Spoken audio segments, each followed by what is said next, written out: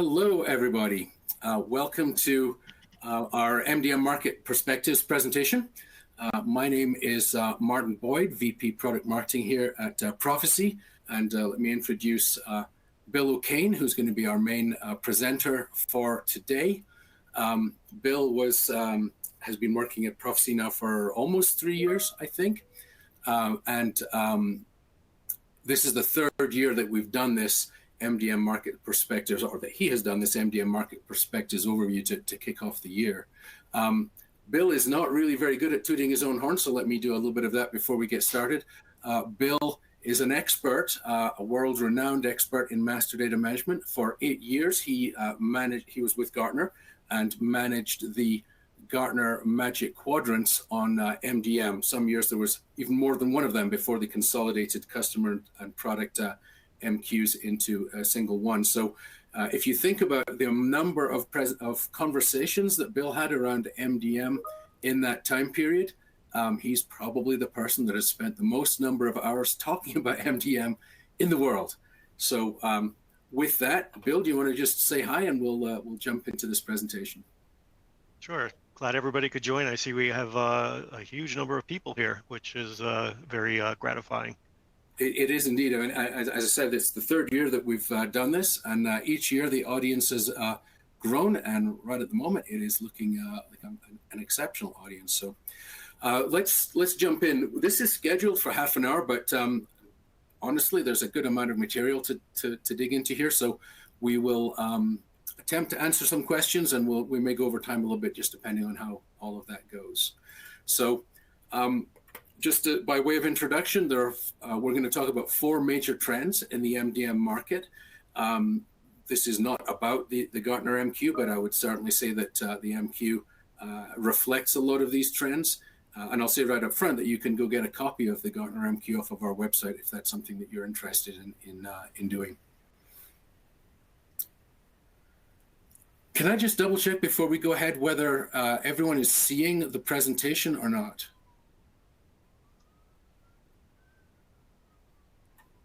Can someone let me know whether we are seeing it or not? It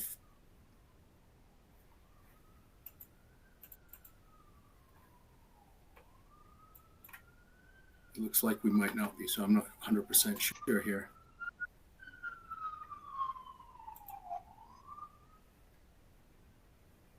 Actually, some say they are seeing it and some say they're not. Okay. Not yet. We only see pictures. I'm not seeing it yet.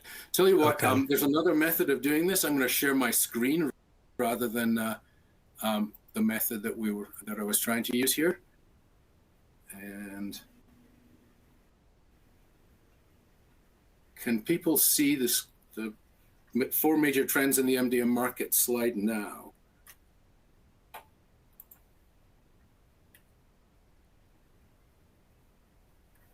I'm seeing it. Okay. Can you, there's a listing of 4 trends. Everyone says they see it. Excellent. All right, that's better. Sorry about that little glitch there, guys. So these are the 4 trends that we're going to talk about. I'm not going to get into them in detail here, but let me just kind of overview them, and this is what we'll talk about. I was saying earlier that this is scheduled for 30 minutes, and we will attempt to stick to that. But you know, if we go over because of questions or whatsoever, we have the time. And if there's interest, we'll just keep on going. So see how that goes. So the trends that that Bill's going to talk about in a moment. First of all, MDM is the foundation for digital transformation. This is something that Prophecy has been saying for quite some time, and our customers have certainly been using us in this way. If you're trying to do some form of digital transformation, you're trying to become more data-driven and more data-oriented, more data-dependent and data-driven in terms of how you manage your business. MDM is a key part of that platform. I think there's a lot of trends now that MDM is becoming more accessible. Small and medium-sized businesses are finding that they can justify MDM, and partly because of vendors like us. I like to think it's partly because of vendors like us who are able to reduce the cost of implementation and make it more accessible to other folks. Because of that, smaller vendors like us, at least according to Gartner, are growing much faster than some of the larger vendors because of that same trend. And Another thing that I think is ancillary to that is vendors like us are able to implement quickly, and that trend towards faster implementation, I think, is what encourages more growth. So with that kind of high level view of what we're going to be talking about, I'm going to jump in and have Bill talk about digital transformation.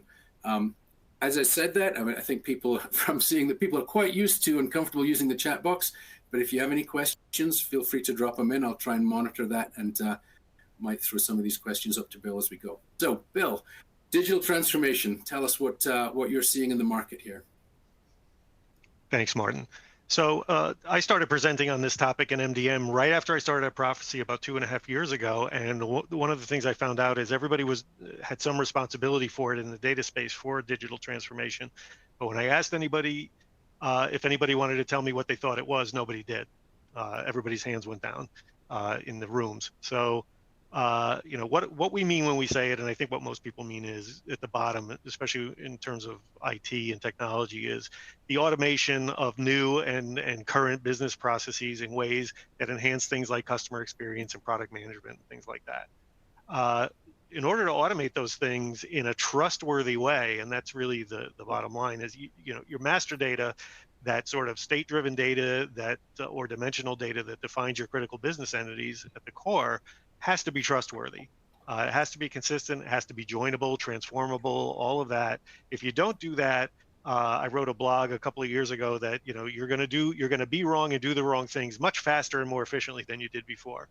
And that's pretty risky. You'll see things like even data breaches, but just crazy outcomes of business processes like marketing things to people that they either already have or have told you they really don't want and don't like. That kind of thing. So in order to do these things in an automated and efficient and even AI-driven way, your underlying data still has to be consistent and trustworthy. There's really no silver bullet for that. And it's going to be aggravated a little bit, I think, by the hype that's coming up around the concept of the data fabric. You'll also hear about data mesh, and I'll use the terms interchangeably, but they're really not. But in terms of data fabric, there's going to be a lot of talk about conjoined and composed capabilities. Vendors are going to try to attack a lot more of these capabilities than they're actually good at, when they should really be trying to integrate with sort of best-of-breed solutions for them. That broad but thin approach is very similar to what I described in the blog, again, 2.5 years ago on why I joined Prophecy, and why that approach doesn't work for things like MDM, which is really going to be the hardest part, as it always is, of building a data fabric and in turn, being successful with a digital transformation. Exactly. And like I said a moment ago, digital transformation is kind of one of the key determinants for someone like ourselves when we're speaking to customers and prospects about why they're adopting or thinking about adopting MDM. If they talk about what we want them to do is talk about how they're going to transform their business with data, and that's when we know that we've got someone who's very serious about implementing MDM. Yeah, often we get somebody saying, I need to do a digital transformation, and this really looks like it would help me. Will it? And that's how the conversation kicks off, as opposed to I need MDM. Yeah, exactly. All right. Next one then. Small and medium-sized businesses. What are you seeing? And I should point out to the audience here that Bill, as he's been here at Prophecy, really is a part of our field team and spends a lot of time talking to prospects and existing customers about what they're attempting to do. So he has a pretty good feel for exactly what is happening. So what is your feel for what's happening in small and medium businesses, Bill? So this actually started for me a few years ago. I began to write on MDM in the cloud for Gartner. And there was as you might expect at the time, there was a pretty heavy intersection between that and SMBs discovering MDM. And I'm going back about 4 or 5 years. So it wasn't a huge thing, but it was definitely there. And what I discovered was, in terms of data footprint, I use that term, data ecosystem size or magnitude, these organizations were really starting to look like large enterprises. I mean, they didn't have those hundreds of legacy systems out there, but in some cases, especially with a lot of acquisitions, which we'll get back to later, I think, they did have a lot of systems, a lot of overlapping, logically overlapping data, inconsistencies that occur when that happens. And in some ways, they had the same problems and they wanted to solve them, but they couldn't even think about spending millions of dollars on a solution. And they weren't really, there weren't really cloud ready MDM solutions back then. There might have been one or two, but they weren't good at operational MDM, which a lot of these organizations wanted, real-time transactional MDM as opposed to batch analytical. But the demand was there and it was starting to grow. So now what we see is everybody's kind of realizing that's okay and that they can buy this stuff, and vendors like Prophecy that have lower TCO than traditionally was seen are a compelling option now. So it's great to see because the need is definitely there. Yeah. Hey, a couple of things in chat that I want to bring up. First of all, someone was asking if we're going to send out the slides. We will have, there'll be a recording, and I think everyone who registered will get a link to the recording. One question, Bill, that if you could address this pretty quickly, because I know you've heard this question before. Could we just baseline on the definition of MDM? I mean, this isn't really an MDM 101 conversation, but just for everybody's context, when we say master data management, and particularly relevant to the last topic of data mesh and digital transformation, how would you define it? So it helps to start with what master data is and isn't. So master data is slowly changing data, things that don't change every time a transaction or an interaction happens, or even a good percentage of the time. And it can be a judgment call, but mostly if you stick to that definition, so it's a lot like dimensional data in a data warehouse data model. I used to use that. If I had a data modeler to talk to, I would say, if you took a dimensional model or a snowflake model and pulled out all the fact tables, everything that's left would be master data to some degree. Reference data is a subset of that. Code tables are a subset of that. But really, it's anything that isn't directly driven by a transaction. So a customer name and address won't change every time someone buys something. And really, that can vary by industry. I had clients that used to master molecule data for drug compounds, right? And so they would have to build a data model and get a multi-domain platform to implement it. But that's the idea. It's not all of your transactional data. That should really be handled in a different way architecturally. It's that core data that doesn't change every time there's a business occurrence. Exactly. And I'll add to that and say we don't have this identified as a trend, but what I'm seeing is that there is a trend towards multi-domain MDM and the implementation of multiple domains in a single instance. And that really gets to some of how the ROI gets captured. So a domain being, for example, the kind of thing Bill just mentioned, customer might be a domain, patient might be a domain, product might be a domain, asset, location, lots of things like that. The kinds of things that don't change or don't change rapidly over time, not transactions. And so those are, if that information is spread around multiple different systems and there's no clear single central definition, then building your data fabric becomes tremendously difficult. But if you have those things, then you can build out your data fabric and your enterprise data architecture. Right. And there's a thing, not to complicate things too much, we could spend a whole session on this, but there is something called the MDM implementation styles that says, so we just said what master data is, right? MDM means, one of these styles of managing that data, some or all of that data, which means you're either sitting downstream, and you can use the same software to do all of this and change it over time. And that's usually what happens. You start off downstream collecting things, matching and merging, and then shipping it onto a data warehouse for a while. And once everybody gets comfortable with that, then you can talk about that being the system of record and reversing the polarity with the business applications and being the supplier instead of the collector of that data. But again, that's a complicated topic for another day, but that's what managing that means. Yeah, maybe we should have that as a separate webcast sometime, Bill. That'd actually be quite fun. Let's move on then. So you covered SMBs, and I think something that is related to that is the take-up of smaller vendors like ourselves. I'm somewhat biased here, but vendors like ourselves seem to be growing faster, and I think that's because of some of these things that are on the previous slide. What is your take on this one here? Well, again, this started a couple of years ago, and it's really gotten pretty stark. So you look at what Gartner says, and for those that don't know, Gartner in the spring publishes an MDM market analysis of revenue and nothing else. So you can actually, if you're a Gartner client, get this information to a pretty granular level down to the vendor.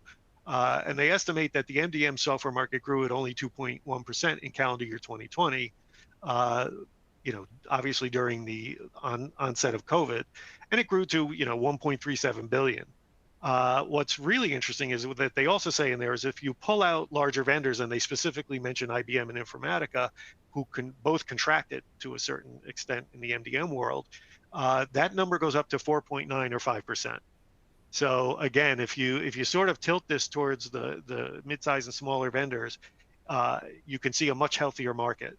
And again, you can read into that what you will, but again, it's still, especially considering the current situation with COVID, we've actually seen a bump because people are taking the time to now sort of retrench and do the things that are going to get them digitally transformed, when things get back to whatever the new normal is.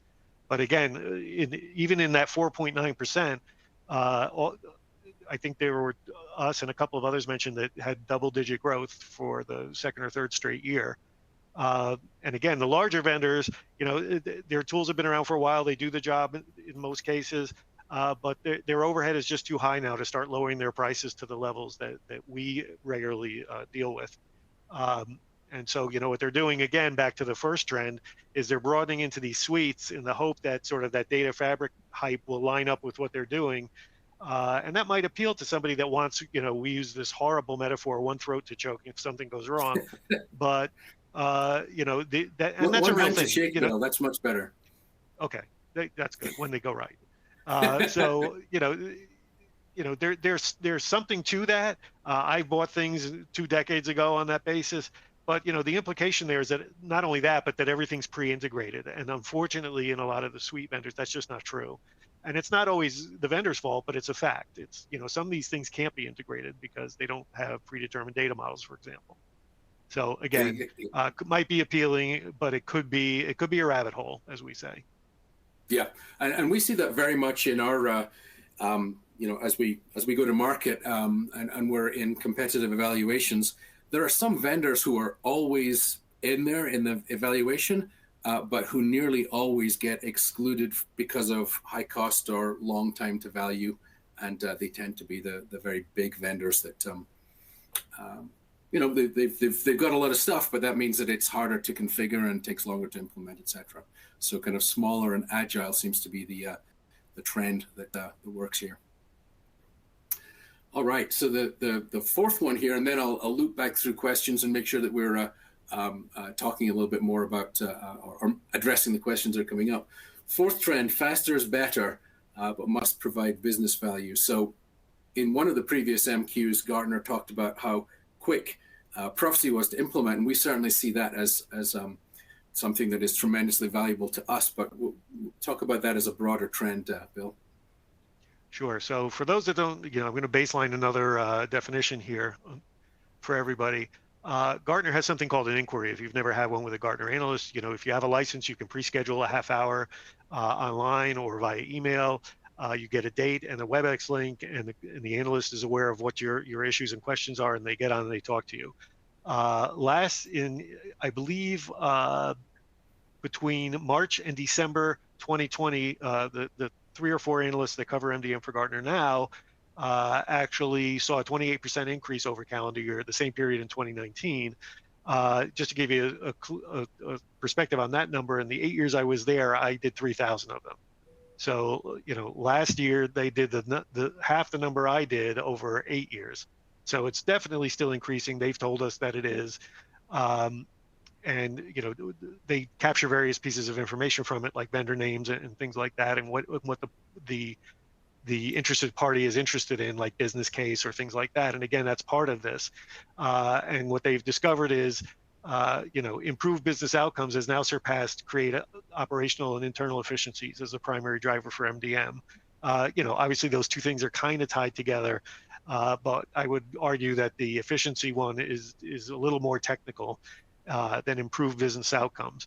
And even when I was there, 80% of the inquiry load, and I think this still holds true based on our interactions with them, is still concerned with business outcomes. What am I going to get out of this? How much should I spend? What do I look like compared to everyone else? And they want to know quickly. So, as you said, we've always, we've always been cited by Gartner as delivering the highest number of implementations in 3 months or less, but they do track things that are under 6 months. And now 50% of everybody is in under 6 months, and there was only a third of that in 2019. So we've been doing this for a while. We're very good at it. And we do it by virtue of this thing that we talk about in the last bullet there. And it's one of the reasons I joined Prophecy instead of anyone else, is that Prophecy took this very seriously to the extent that we have a really industrial strength process called the Business Impact Roadmap, where we actually go in and help our prospects and clients figure out why they're doing this and what order things should happen in, and when that first piece of value is going to be delivered, and therefore when will everything pay for itself. And we deliver board-ready decks to prospects and clients that they can take to their management and say, this is what this is going to get us. And it's not rocket science. It's just sitting down and doing it. It's worked very well for us and our prospects and clients. Exactly. And in fact, it was specifically called out as a strength of Prophecy in the last version of the MQ that was published. I think we were the only, they talked in the general header about the fact that making sure that you have a clearly defined business outcome is key to success in MDM. And we were the only vendor that had listed as a strength that we help our customers specifically do that, as you were just talking about there, Bill. So. And the other gratifying thing is, as I scour LinkedIn as I want to do, a few times a week, there's a lot of other vendors out there now saying, oh, we can help you with that. They just don't have the breadth of experience that we do in doing that, both from my time at Gartner and just the dedicated team we have to doing those things here. Spectacular. So if you have any questions, drop them in the console. There's quite a few there already, so let me start kind of sifting through them. Early on, before we even started, someone asked a question about machine learning. So Bill, do you want to talk a little bit about machine learning, how it impacts our lives? And I think it's, from my perspective, one of the most key things to point out about machine learning is not just how we use it, but how the world is using it, and how well-organized data is kind of key to any of that being feasible. So this actually happens in two directions for me, and I think I've written a couple of blog posts about this. One is, machine learning has been available for sort of batch and even transactional matching for a while. I'm going to go out on a limb here and say that, conventional matching without using ML was commoditized years ago. I stopped getting complaints about match results, in 2015 or 16 as an analyst. And what I would get instead, Bill, is people attempting to use machine learning for matching, getting results they liked, and then not being able to document them or reverse engineer them or explain them. And I helped a lot of people sort of undo that and go back to sort of deterministic probabilistic matching to get the same result and be sort of confident and be able to tell a business person how they got to it and to document it. So, that's been available for a while. What we're doing, and what I hope everybody looks for, is machine learning assisted data stewardship. You want to see things like anomaly detection by the software. You want to see things eventually like, hey, you made a similar change 5 times. Do you want to make that a rule? And here's what the rule would look like, and is that correct? So really, I would say when you think ML for MDM in that in the MDM centric direction, don't fall into the trap of I need my matching engine to do ML for the reasons I stated before, because you might not really need it or want it in the end, and you really want to look towards stewardship and interactive things for machine learning to help you, and that's really where we're heading. The other direction is back to the digital transformation topic. I could replace digital transformation with machine learning and AI in the first trend, and it was all still be correct, right? So you can't do AI and ML with untrustworthy master data coming into it. So we have several customers. In fact, our largest one, who I will not out here, actually, that's one of the things they use Prophecy for, and about 2 billion input records, is to supply their ML engines with better data to make better decisions. So ML, you hear a lot about ML being part of or sitting upstream from MDM, where one of the more powerful use cases is really ML sitting downstream from MDM and getting that sort of rock solid data. Hey, Bill, let me help you out. Bill's talking about Domino's. There's no problem in mentioning that they use us as part of their managing their customer data, managing an enormous number of customer contacts, so that they can apply machine learning to make recommendations during the pizza ordering process, whether it's online or whatsoever. So it is an excellent usage of MDM to get the data right as a platform for ML then being able to do its job. Hey, I'm just going to rest on this slide here. We're not going to wrap up just yet, but I'll just mention that if you're interested in learning more, you can go to Bill's blog on the Prophecy website. There's a lot. He's mentioned a few times some of the things that he's already written about. You can go there. You can also go get the MQ from our website. And if you want to have, if you're interested in talking more about MDM because you're an evaluator or you're serious in the space for whatever reason, you can request a conversation with Bill.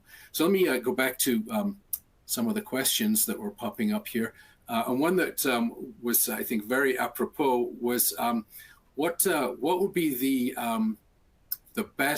most useful parameters for identifying an MDM vendor, for shortlisting, I suppose, an MDM vendor to evaluate? Bill, what would be your answer on that? So, that again could take up a whole session. What I really advise, and I advise it as an analyst, is find the vendor that understands what you need to do and helps you hone it down, and then doesn't charge you an arm and a leg for their software. Unfortunately, in the 2.5 years I've been here, we've gotten a fair number of customers that had been trying for 1.5 to 2 years to install somebody else's software. And I said install, and that's what I meant to say, not to load or with all the sources, but just to get it in, get it running, and get one source into it. So the software shouldn't slow down your MDM program. Because everything else is really hard to do with MDM. Get the organizational stuff, the data consistency, the modeling, all of that. So what we do is make the technology part be really simple, and in a sense take it off the table, both monetarily and implementation wise. But I would say, if I can only say one thing, I would say find a vendor that understands what you want to do, doesn't put a whole bunch of other things around it that could be distracting eventually, helps you engage the business, and helps you justify it. And again, you can always ask for demos of the software to see what it does, but those are the things that don't demo. So you really need to spend a lot more time on things like that. I would 100% agree with that. It's all about can you accomplish your goals, and that's there's going to be some things to do with where can you deploy it? Is it on the cloud? How do you do matching? But a lot of that's really kind of detailed. Like that's right. How many cup holders does your car have? Right. You really should be looking at bigger, broader concerns, and is the vendor going to help you with those? I would agree, Bill. Here's another question associated with all of that. How are you able to create business value in 3 months when others take so much longer? Is it the tools? Is it the processes? Is it the professional services? What's in the mix? It's I think a very suitable follow-on question. I was actually going to call that out as well. Good question. A lot of it, not all of it, some of it's the technology. We're very easy to implement. A demo can show that quite easily. So again, we don't make that the hard part. But the business impact roadmap and that sort of analysis is, part of it is identifying what would provide the value most and quickest. So, that's where a lot of these things get tied up and fall down, is that's never actually done. I used to do a presentation for Gartner that was the 4 reasons MDM fails. And one of them was, if I asked somebody why that's failing, what was your business reason for doing MDM? It was always the same 4 answers when they were having trouble: better data quality, better decisions, single version of the truth, and 360-degree view of the customer. Those are all great, but they're not business goals. And I have a lot of tricks to help people sort of work through that. Like, what if you had that today? What would you do? And sometimes they can't answer that question. So that's key, is really turning the whole thing around and saying, why are you here? What are the top 3 or 4 things you think are wrong or that you can't do that are right? And let's talk about them. Let's try to quantify them. Let's bring the business people in and figure out which one of these is most important, or which 2 of them or 3 of them are most important, and deliver them. And we have a model flexible solution. So we model for the master data that it takes to deliver those things. And that's how we're able to do it. It does involve ease of implementation of technology. The last time we did an MQ briefing, not this year, but the last year, we actually did a demo during the briefing, and we were able to do it because we were able to spin up an instance of our software and load it. And you stack the deck in your favor, but still, we were able to do that in about 10 minutes. And again, we knew what the data was. We would know what the data is at a prospect or client also. But it's really more that, what are we trying to deliver? Because that's where things get tied up, when there's no really targeted delivery. Exactly. But if you do that, and your software still takes a year to, get going, that's not going to help you, right? So. Exactly. I would maybe emphasize that and say it in a slightly different way. The technical implementation, when you're using Prophecy, takes next to no time. I mean, it's very fast to spin up an instance, create a definition, a master data entity definition, and start using it. The thing that takes longer is corralling the stakeholders, agreeing on what those definitions ought to be, who's going to own it, can we find the data stewards and draft them into being part of the solution, et cetera. So it's all of the human and organizational things that for us are the limiting factor, not the software itself. Whereas, as Bill mentioned in this question and the previous question, some other vendors are, they just have a lot of inherent technical complexity that takes a lot longer to deal with. Hey, Bill, different question. Can you suggest a good book for MDM and/or one for governance? It's kind of a moving target, but what do you think? Yeah, I'm afraid if I haven't had time to read any of this stuff for a while, I'm afraid I would give out of date suggestions. I would agree. I don't see books as being the way to get this kind of information. It's because it is changing, and if you start viewing it in terms of data fabric and things like that, a lot of these topics will be written about in the next year or so, but they're kind of evolving real time in online forums and stuff. So I would suggest this is a little self-serving. I think is the better way. Yeah, and Gartner. If you have a Gartner license, they have 2 or 3 people that are pretty knowledgeable on this stuff, and they can. I taught some of them well, and they can be helpful. I do see a question here that can be answered in one word, so I'm going to answer it. So, do we need a separate RDM tool, or can Prophecy do it? Yes, Prophecy can do that. You don't need a separate tool for reference data. In fact, we have one client who we can't give the name of that manages literally hundreds of tables for insurance underwriting. Of reference. And for everyone, reference data management is what we're talking about here. Right. Sorry. So that the having centralized version of various fact tables and things that then can be subscribed to from the rest of the organization. It just helps with the data fabric. It helps having common definitions that can be leveraged, right? And there's also actually a really good question early on. I don't know if it's still there, about the difference between MDM and some of the other things. Go ahead. And answer that. So, I'll read the question. There's quite a scroll to find things. Why is MDM considered separate from data catalog and lineage and even metadata management? In my mind, they are all one. So the 3 things that were listed there are all one. They're really sort of governance functions over and above MDM. And the reason I wanted to talk about this is because there are MDM vendors that are sort of trying to, again, we're talking bleed into being a suite vendor by doing sort of substandard jobs on some of this other stuff. The reason MDM's been separate historically, and the reason I like to focus on it, and I like the fact that Prophecy's pure play at this point, is because MDM, if you look at Gartner's critical capabilities for MDM, there are actually 12 things you have to be good at just to do MDM, from stewardship to workflow to modeling to data quality rules to just all kinds of other stuff. And you can, it's okay to sort of bleed into some other things that are sitting right next to it, like these things. But again, back to the data fabric. So the data fabric is an attempt to rationalize all of this. So you asked a really good question. It leads to the data fabric. And I'll go back to what we said up top, which is anyone that says they're really great at all that stuff is lying. Not to put too fine a point on it, they can't be. Even the bigger guys, if they're great at most of it, it's not going to be integrated, and there are still going to be some things that they can't do well. It might take a little while to figure out what they are, unfortunately, but they're there. But MDM literally has, I think, about 10 or 12 capabilities that it has to be able to do to a very high degree. It's hard to do. Those other things are very valuable. In a sense, most of them are easier to do because they don't actually update or touch your data. They deal mostly with metadata, so that I would submit maybe that's the big division between those other things and MDM.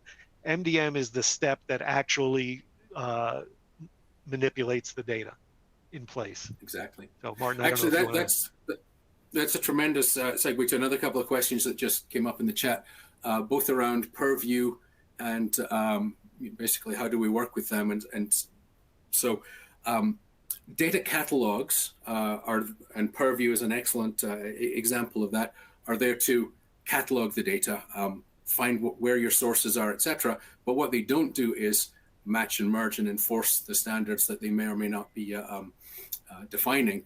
So the way that we work with Purview is exactly that. Purview is an excellent, which by the way, for everyone's benefit who may not know this, Microsoft Azure Purview is Microsoft's data catalog tool, which they have under the heading of governance, that's been around for about a year. We have a native integration with it, a two-way integration, so that whenever we create master data, it gets pushed into the catalog, or master data, metadata. It gets pushed into the catalog, so the catalog is well aware of everything that we're doing to define the metadata, the master data. And then in the governance platform, they are building out definitions and enriching definitions and talking about how the data should be represented, etc., and who's responsible for it and all of that kind of good stuff. And that then is visible within the Prophecy UI as guidance for the data stewards. So some of that's what Bill just talked about. Specifically, though, the questions were around: can we work? Do we need Purview? No, we don't need Purview. We've been working for years without it. But if you do have access to Purview, and it can help you catalog your data faster and become a place where all of this governance activity gets managed, then so much the better. But Prophecy or MDM and governance/cataloging tools are two sides of the same coin. One is there to just maintain the card catalog of where is all this stuff, and then the other one, MDM, is there to enforce the standards that they are requesting. They don't enforce the standards themselves. That's what MDM does, and that's where once you've done that and you've got kind of a nice golden record for a particular domain, you can start building out digital transformation, data mesh, data fabric kind of topics. So hopefully that was clear. There was a couple of other questions I wanted to loop back on that were much more prophecy specific, but how many of our customers are using the PaaS, Platform as a Service, version of our software? At this point, and for the last well over a year, every new customer has been deploying Platform as a Service, whether they deploy it in the cloud or on-prem. That is just how we package the latest versions. Everyone's using that. How many of the legacy customers who started before that was available have migrated forward? I don't have an exact number on that, but it is a very large percentage. I think there are very few customers left who are on legacy versions of the software, and they may be on legacy versions because of customizations they've done or for their own reasons. There was another question of, do we only work on Azure? No, we can deploy, because of the way we've architected our Platform as a Service offering. It's a containerized, it's a microservices architected product or platform that is packaged as a containerized Kubernetes service, so it can be deployed on any environment that has a Kubernetes capability, which is all of the mainstream cloud providers, Google, Amazon, and or Azure are the main ones, or on-prem. As a practical matter, a lot of our customers, most of our customers implement on Azure, but technically we have the capability to do all of those things. Okay, let me scroll back through. Do you see any questions in this chat there that you want to tackle there, Bill? There's one here about professional. There's actually a couple, in terms of using professional services, versus a more automated solution. professional services are great, and we have a great professional services team, and we have a really great partner network. Some of them are here today. Um, and I, as an analyst, I will tell you this: more than half of implementations, probably well more than half now, use some sort of professional services or partnership with a consulting firm that's a partner with the software vendor. There are a lot of reasons for that. I did a lot of writing on it. They can get around politics and force people to sort of get in a room and talk about what a customer is from a master data management perspective and governance perspective. It is important. So you want to look for that. Even with Prophecy, you want to look at professional services and what that vendor's ability is going to be to help out. Some portion of that is understanding yourselves, right? Is how much are we prepared to do?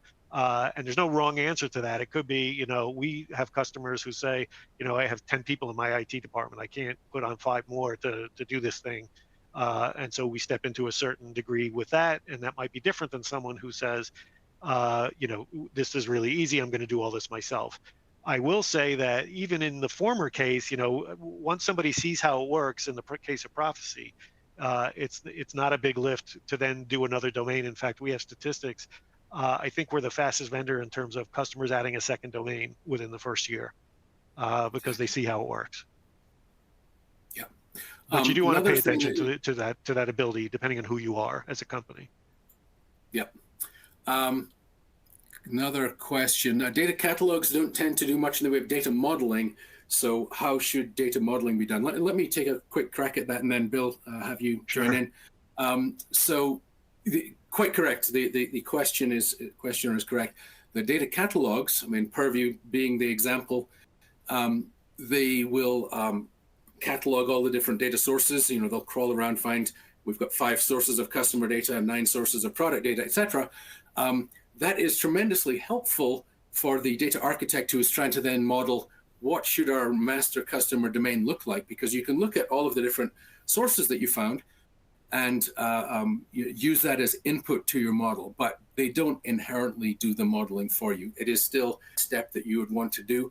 You then implement the model within your MDM tool and then map those different data sources into that, and then do the match and merge and kind of refactoring of the data so that you now have a single golden record of all of that data. So again, I mentioned before that really cataloging or governance tools and MDM tools are 2 sides of the same coin. They're very complementary, but they don't do quite the same thing. Anything else you'd like to add to that, Bill? No, I always use my my comedic line of I am a recovering data modeler. That's how I got into all this. It's unfortunately it's sort of a lost art. There used to be a lot more of data modelers around, people that specialize in that, but it is important. You're going to run into it. If you don't know how to do it, eventually you're going to learn one way or the other. It's just a good skill, normalizing, denormalizing, all the normal forms and all that. You might not even know what the names of them are, but eventually you're gonna encounter those concepts. So it is important. It's not something, someone's going to yell at me about this. I don't think it's easily automatable, but somebody will eventually prove me wrong. Yeah, exactly. An excellent question from an experienced practitioner here. Do you find that after the first implementation, companies are able to implement additional domains without professional services? I'll let Bill fill in as well, but my answer to that is yes. Our existing customers nearly always add secondary, third, fourth, fifth domains. Usually they kick off, the project has a very clear initial 1 or 2 domains in mind that are going to fulfill in a particular use case, but expanding to the second, third, fourth domain, it's very common that over time, it's almost necessary really that over time that expansion happens. And can you do it yourself? Can you be self-sufficient? That's generally a question of bandwidth more than a question of capability. It's certainly, in our experience, not very difficult to add those other domains. But if you have the bandwidth to do it, or you want to bring in someone else to help you with that effort, that would be how I would make the distinction. Bill, anything to talk about there in terms of adding domains? Well, my favorite story is the one that you outed earlier as Domino's, right? They did the thing we described earlier, and then I learned this as an analyst. I ended up speaking to them one day at an event, and they said, oh, we didn't stop there. We actually did something that has nothing to do with that. We built sort of an ITIL communication configuration management database, CMDB, and we built that in the centralized style, and we manage all our IT assets with it. And I think it was even covered under the initial license. They said, I want to say they said we didn't even tell them we did it because we didn't have to. Yeah, I mean that I actually sort of wandered into that. I think with the last question that I answered is it almost always happens once people see how it works. Again, you still kind of want that detached view of an external party like professional services and consultant for your first implementation. But again, if you're comfortable with doing all those non-technical things once that happens, then more power to you. And I would say most of our customers do that, the vast majority. Yeah. Okay, so we're getting a number of questions that are quite prophecy specific. So let's take a couple of them, and then we'll start to wrap up here. Does prophecy handle alternate hierarchies of the same data entity? So if I interpret the question correctly, you'd be looking at parent-child roll-up hierarchies, which could be attached to a data element like a customer product. And the answer is we can handle really an unlimited number of hierarchies per entity. And we have quite a sophisticated way of modeling those parent-child hierarchies. If I misunderstood the question, please re-ask it. How do we compare with other vendors in this space? Rather than calling out or mentioning any other vendors by name, I would say the reasons that we win, the reasons that people pick us is because we are fast to implement, as we've been talking about. We're fairly affordable. One of the Gartner MQ reports talked about the fact that we have a very favorable total cost of ownership, and we can start small and you can grow your footprint over time with based on the volume, etc. We are very scalable. Bill talked about Domino's and the size of their implementation is enormous. Hundreds of millions of records being matched, etc., etc. But we're also very scalable in terms of the different implementation styles and configurations that we can do, as well as the fact that we can handle any domain, and we're inherently a multi-domain system. We don't charge you extra for additional domains, and so that level of flexibility is tremendously important. And lastly, I would say we do everything we can to make it easy to implement, both technically, and we've talked about this a few times in different ways on this call. We do everything we can to make it easy to, excuse me, to purchase and to implement. Bill talked about how we try and make it easy to establish your goals and being very outcome oriented, and providing online training and all of those kinds of things. So I think those would be what I would say about us, and I guess why you can infer that I don't really think that those our competitors do as good a job of those, but I'm not going to mention them by name in a public forum. Please come on inter-domain relationships and how best to handle them. Do you want to talk a little bit about that, Bill? Yeah, so that's sort of a data modeling question, but I will tell you, and one thing that didn't get mentioned is before I worked for Gartner, I actually did MDM implementations going all the way back to before it was called that, in 2001. And I've had input into, even before being an analyst, to a bunch of different products that are still in the market.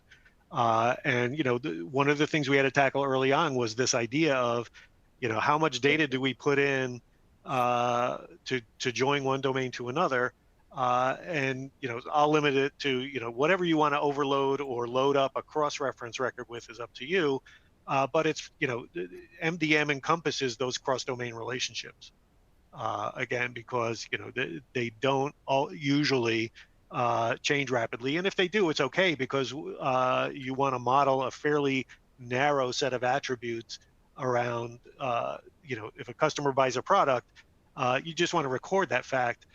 You don't put the master attributes of the customer and the product in that sort of junction table that joins the two. But the short answer is that is perfectly acceptable master data within any mainstream MDM solution, and Prophecy as well. Yep. Okay, couple of final questions here, and then we will wrap up. What tool would you recommend to manage product assets that help end-to-end tracking in the warranty process? I'm not sure that I have an answer to that. Bill may. I would say that by coincidence, Domino's that Bill talked about started off with enormously large data sets of customer data. And then over time, they realized that they could use MDM and Prophecy specifically to handle completely different things in their business. And one of the things they do is asset tracking for IT, the Right. barcodes on your laptop and all that kind of stuff. And they do it for servers and all types of different things. So because of that data was stored in lots of different places, they use Prophecy MDM to centralize that information. And then I don't know what kind of application they layer on top of that to do, the management part. But in terms of the underlying data structures, that is in fact done with Prophecy.